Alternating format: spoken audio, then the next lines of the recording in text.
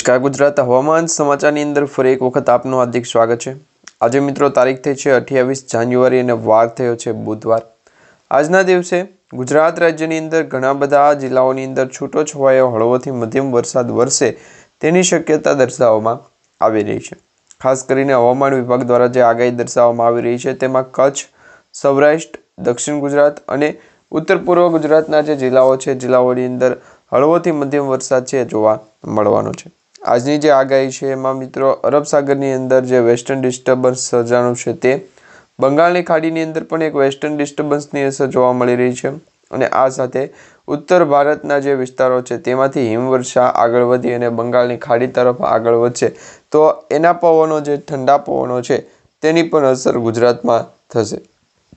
આમ જોતા ગુજરાત તરફ આગામી 2 થી 3 દિવસ માટે એટલે કે 28 જાન્યુઆરીથી લઈ અને 30 જાન્યુઆરી સુધીનું વાતાવરણ છે એ ગંભીર જોવા મળી રહ્યું છે। ગુજરાતના ઘણા બધા જિલ્લાઓની અંદર વરસાદી સિસ્ટમના વાદળો છે એ ઘેરાતા જોવા મળી રહ્યા છે। ખાસ કરીને જોવા જઈએ તો મિત્રો ઉત્તર ભારતના જે વિસ્તારો છે ઉત્તર ભારતથી લઈ અને મધ્ય ભારતના જે રાજ્યો છે એ રાજ્યોની વચ્ચે એક વેસ્ટર્ન ડિસ્ટર્બન્સની અસર સર્જાતી જોવા મળી રહી છે અને આ વેસ્ટર્ન ડિસ્ટર્બન્સની અસરના કારણે ગુજરાત ઉપર જે ભારે પવનો સાથે વરસાદની આગાહી છે એ પણ બદલાની છે। તો આ પ્રકારે અત્યારે હવામાન વિભાગની જે નવી માહિતી પ્રમાણે લેટેસ્ટ આગાહી સામે આવી ગઈ છે તે પણ આપણે જાણીશું અને અંબાલા પટેલ દ્વારા પરેશભાઈ ગોસ્વામી દ્વારા જે આગાહી વ્યક્ત કરવામાં આવી છે એ પણ આજના વિડીયોની અંદર જાણીશું। તો મિત્રો આજનો વિડીયો ખાસ કરીને છેલ્લે સુધી જોજો કારણ કે ગુજરાત તરફ અને ભારત દેશની અંદર ટોટલ અત્યારે 3 એવી આગાહી સામે આવી છે, 3 માહિતી મળી રહી છે, 3 સિસ્ટમ પણ કહી શકાય કે જે ગુજરાતને અસર પહોંચાડશે। એક તો ઉત્તર ભારતના જે ચાઇના લાગુના વિસ્તારથી લઈ અને ભારત દેશના ઉત્તર પર્વતીય ભારતની હારમાળા એટલે કે જેમાં જમ્મુ કાશ્મીર છે, શ્રીનગર છે, શિમલા છે, આ તમામ વિસ્તારોની અંદર હિમવર્ષા થઈ રહી છે અને એના કારણે જે ભેજનું વાતાવરણ સર્જાનું છે, જે વાતાવરણની અંદર સક્રિય થયેલી સિસ્ટમનો ઘેરાવો બન્યો છે તે ખાસ કરીને ગુજરાતને અસર પહોંચાડશે। બીજા નંબરની આગાહી જોઈએ તો એ છે મિત્રો હિન્દ મહાસાગરની અંદર પણ એક વેસ્ટર્ન ડિસ્ટર્બન્સવાળી લો પ્રેશર એરિયાની સિસ્ટમ બની છે જે ધીમે ધીમે હવે દક્ષિણ ભારત તરફ આગળ વધશે અને દક્ષિણ ભારતની જે સિસ્ટમ સર્જાશે એ ગુજરાતને અસર પહોંચાડશે। તો આમ કુલ મળીને 2 સિસ્ટમ થઈ। હવે મિત્રો ત્રીજી માહિતી સિસ્ટમની આગાહી સ્વરૂપે જોઈએ તો એ છે બંગાળની ખાડીની અંદર એક લો પ્રેશર સિસ્ટમનો એરિયા બનતો જોવા મળી રહ્યો છે એટલે બંગાળની ખાડીની અંદર પણ વાતાવરણ છે એ ગંભીર જોવા મળી રહ્યું છે। બંગાળની ખાડીની અંદર જે વાતાવરણ સર્જાશે સક્રિય થયેલી અસરના કારણે તેની પણ ગુજરાત તરફ આગળ વધતી અસર જોવા મળવાની છે। આમ કુલ મળી અને 3 સિસ્ટમો ગુજરાતને છે એ ભૂકા બોલાવતી જોવા મળશે।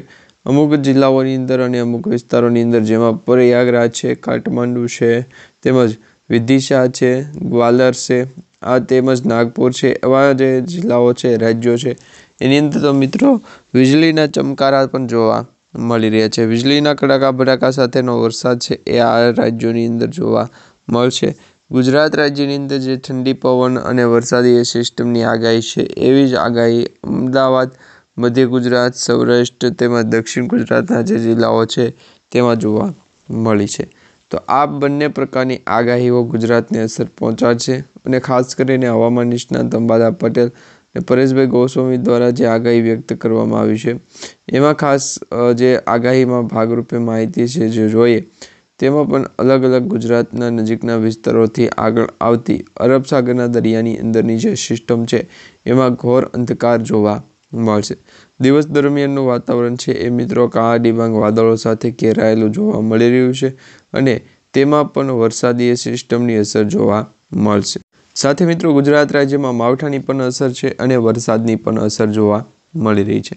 આ તારીખથી મિત્રો ગુજરાત રાજ્યની અંદર ઠંડી જોવા મળશે ગાયબ કારણ કે અંબાલા પટેલ દ્વારા જે આગાહી વ્યક્ત કરવામાં આવી છે ઠંડીનું પ્રમાણ હવે ઘટતું પણ જોવા મળશે। મિત્રો વહેલી સવારથી જ હાડ થીજવતી ઠંડી પડી રહેલ છે। હાલ જે સમાચાર મળી રહ્યા છે તેમાં હવામાન નિષ્ણાત અંબાલા પટેલે નવી આગાહી વ્યક્ત કરી છે કે ગુજરાત રાજ્યમાં ઠંડીનું જોર ક્યારે ઘટશે તેની તારીખ સાથે આગાહી પણ કરવામાં આવી છે કે હજી પણ વરસાદનું જોર વધશે કે ઘટશે। તો અંબાલા પટેલ દ્વારા કહેવામાં આવ્યું છે એ પ્રમાણે આજથી ઠંડીમાં ઘટાડો થવાની શક્યતા વધારે છે. ઠંડી ગાયબ થશે અને ફરી વખત માવઠું આવશે. માવઠું મિત્રો ખેડૂતોને પાક નુકસાન કરાવી શકે છે. રવિ પાકની સિઝન કરતાં ખેડૂતોને જે કહેવામાં આવ્યું છે એ પ્રમાણે અમુક ખેડૂતોએ કર્યું છે અને અમુક ખેડૂતોએ નથી કર્યું. જે ખેડૂતો સાથે સારું જામે છે એવા ખેડૂતોને જ્યારે કહીએ કે અરબ સાગરના દરિયાની અંદર 2 થી 3 જોડી બૂટ શૂઝ જે આપણે કહીએ છીએ એ પણ મૂકવા છે.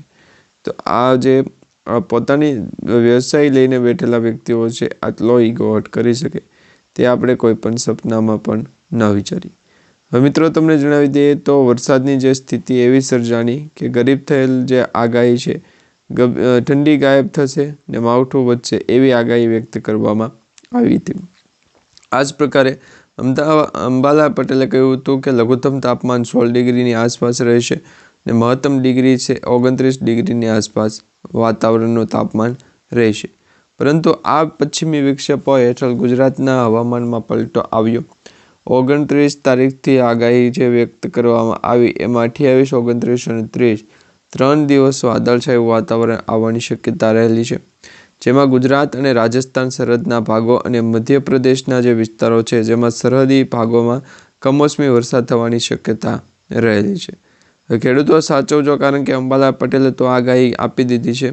હવામાન નિષ્ણાતો ખેડૂતોને સલાહ આપતા કહ્યું કે ગુજરાતમાં આવી રહેલા વાદળછાયું વાતાવરણના કારણે જીરા પાકોમાં રોગ આવવાની શક્યતા રહેલી છે. ખેડૂતો મિત્રોએ આ માટે પાક સંરક્ષણ પગલાં લેવા સારા ગણવામાં આવ્યા છે.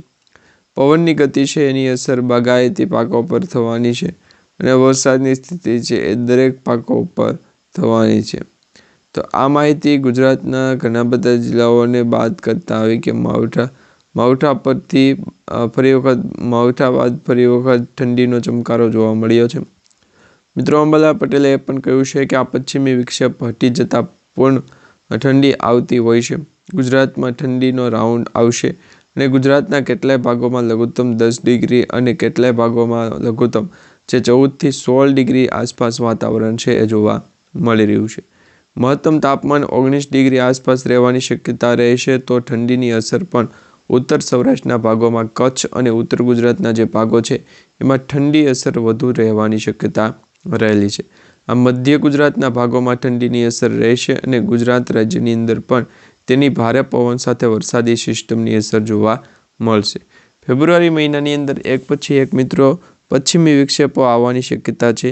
જેમાં 30 જાન્યુઆરીથી 2 ફેબ્રુઆરી વચ્ચે નબળો પશ્ચિમી વિક્ષેપ આવવાની શક્યતા રહેલી છે અને ફેબ્રુઆરી મહિનાની અંદર 4 થી 7 તારીખ સુધીમાં મજબૂત વિક્ષેપ આવવાનો છે, જેના કારણે હવામાનની અંદર પલટો આવવાની શક્યતા રહેલી છે. ઉત્તર ગુજરાતના, મધ્ય ગુજરાતના અને ઉત્તર સૌરાષ્ટ્રના ભાગોમાં છાંટા કમોસમી વરસાદ થવાની શક્યતા અને અન્ય પશ્ચિમી વિક્ષેપ છે એના કારણે 10 થી 15 ફેબ્રુઆરી વચ્ચે આવવાની શક્યતા રહેલી છે. જેને કારણે મિત્રો હવામાનની અંદર પલટો આવશે. એક પછી એક પશ્ચિમી વિક્ષેપ આવતા ગુજરાતના હવામાનની અંદર વાદળછાયું વાતાવરણ છવાયેલું છે. પવનની ગતિ પણ સ્થિર રહેશે અને છાંટા કમોસમી વરસાદની શક્યતાઓ પણ રહેશે. ખેડૂત મિત્રોને પાક સંરક્ષણના પગલાં લેવા યોગ્ય ગણાશે, કારણ કે હવે ખેડૂતોએ કમોસમી વરસાદ, માવઠાની જે માર છે એ સહન કરી લીધો છે. હવે ઘણા બધા ખેડૂતો કહે છે કે જો આ પ્રકારની સ્થિતિ જ્યારે પણ સર્જાય અથવા તો આગાહીઓ વ્યક્ત કરવામાં આવે, સૌપ્રથમ લઘુત્તમ તાપમાન ઓછું રહેવાના જે સંકેતો છે એ સાથે મહત્તમ વધારાની જે શક્યતાઓ રહેશે એમાં મહત્તમ 29 થી 32 ડિગ્રી સેલ્સિયસ તાપમાન સુધી જો કોઈ ભાગોમાં તેનાથી વધુ રહેવાની શક્યતા હશે ત્યારે બપોરે ઠંડીનું પ્રમાણ ઘટશે અને ફેબ્રુઆરીના રાત્રિના સમયે હિમ પડવાની એટલે કે વરસાદ પડવાની શક્યતાઓ વધારે છે. એટલે ઝાકળ સ્વરૂપે જે વરસાદી સિસ્ટમ પડશે અને ઠંડી વાતાવરણીય અસર જોવા મળશે.